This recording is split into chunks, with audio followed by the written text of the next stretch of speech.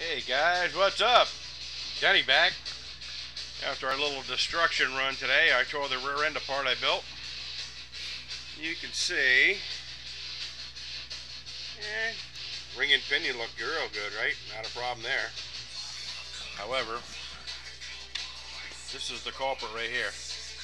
It's a piece of solid steel axle. I twisted it off right in the middle, right where it's pinned onto the ring and pinion here. I was really surprised by this because if you see underneath this thing, you know, like the drive shaft is basically 2 Sen GSTE, or actually 1 Sen GSTE drive shaft that was cut in half and put on a piece of brake tubing, which is hollow all the way through, front to rear. And that's a long drive shaft. I figured that would be my first failure, but to twist off a solid piece of steel, I was a little amazed by that. So anyway, other than that, it's all good. So actually I made 2 of these axles here just because I figured, you know what, every time I make something I always make 2 of them if I can, especially something simple like that. So it'll be up and running again next weekend. So it's supposed to get better weather this week. It's freaking snowing again.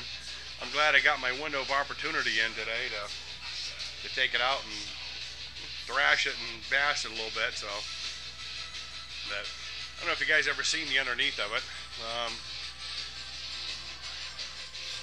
This is the front suspension, and I did put the servo up here in the front, and I did cut the control arms back. I actually welded hinge pins in like the old 72 or 68 to 72 Chevy pickups.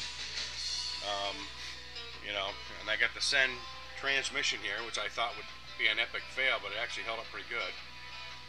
And up in here, you probably can't see it unless I get some light in there. So you can actually see I have the master cylinder up there with the line running down the frame to the rear end with a hydraulic disc brakes on it. And I'm going to take the opportunity to re-bleed these things because I seen they were slowing down when I was, you know, they weren't stopping as good, I should say. You know, when I first had it out, it was locking them up, but they do move air through the system, so I'll bleed them one more time and that should be pretty good, because I put these on my converted Sen 7.7 there, and Colossus there, and I actually had the thing that actually stops hard just flip over, you know.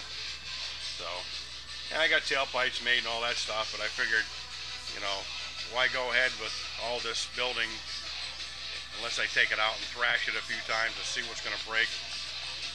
And you can see here, that's rubber. Right there, that's rubber. This actually thing, actually, you see in the wheel well, it's rubber. This thing is actually shredding the tires off this thing today. I had to laugh, you know. The one thing I did see last night online, they do make some really nice 5-spoke aluminum wheels for this.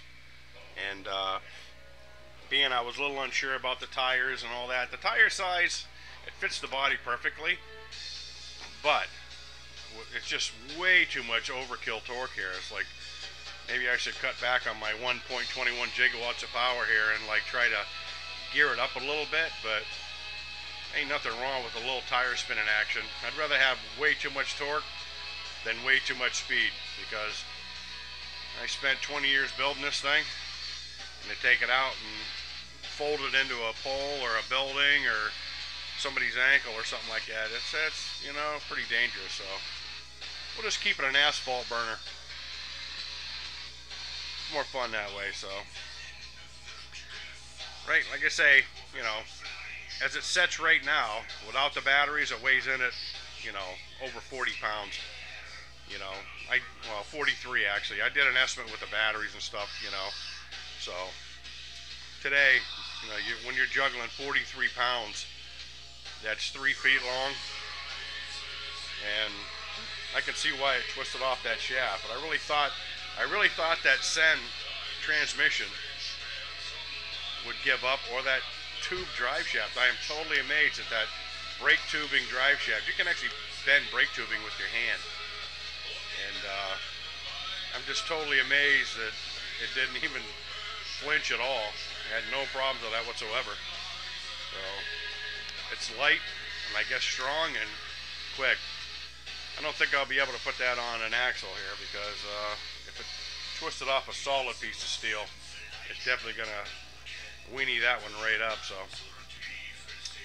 okay guys, I'm still off on the fix here. I'm gonna go grab my other axle. I'm gonna throw it in there and go from there. So, you know, like I say, I don't do this for me, I do it for everybody.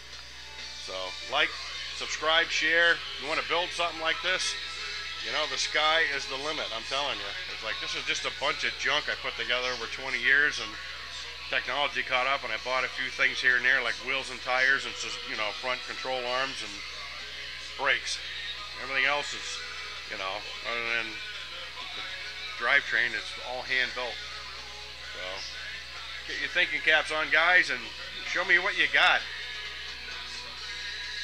Have a good one. Adios. Later.